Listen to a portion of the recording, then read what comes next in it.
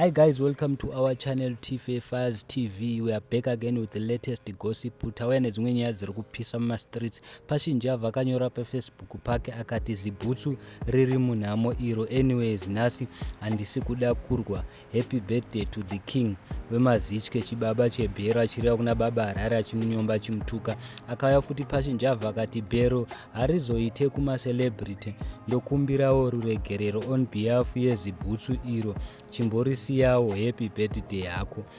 Asi vamwe vanhu vatora zvinhu zvakawanda zvakasiyana siyana. Aripo mumwe ati baba harare, you are a good man, your humanity and focus impresses me, don't worry about those who try to pull you down. Mumwe munhu akati baba harare makachena zvekuti shangu yenyu yakanakisa zvekuti noti gogo dzinopfekwa nemuroora wekuamerica dziya dzapashinjavha. Mumwe akati iwe chero akapfeka bhutsu hombe hadye kumba kwako mhani uri muprofeti rudzii une pamuromo sonwa wakuzoti bhowa iwe. Mumwe akati I give up.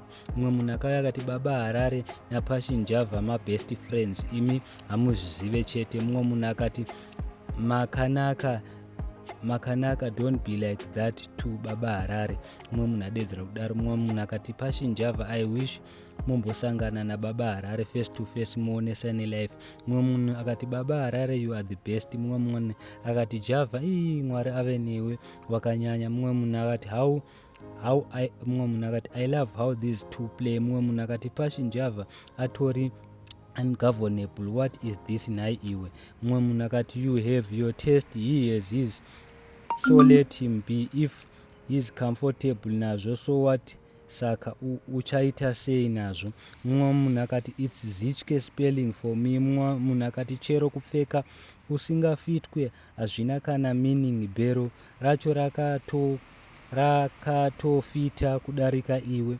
Mumwe munhu akati anochena kudarika iwe nehuchi dzako. Mumwe munhu akati pashinjavha the social entertainer.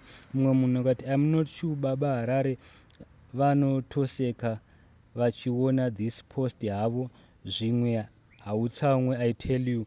Mumwe munhu akati you are simply the best zim entertainer. Ndo zvataurwa nevanhu vataura zvakawanda zvakasiyana siyana, of which nyango pashinjavha akataura paFacebook pake vanhu vakawanda vanomira nababa harare. Saka ndo nyaya angatauya nayo pashinjavha anga achiti vakapfeka mazichke. Thank you so much, don't forget to subscribe.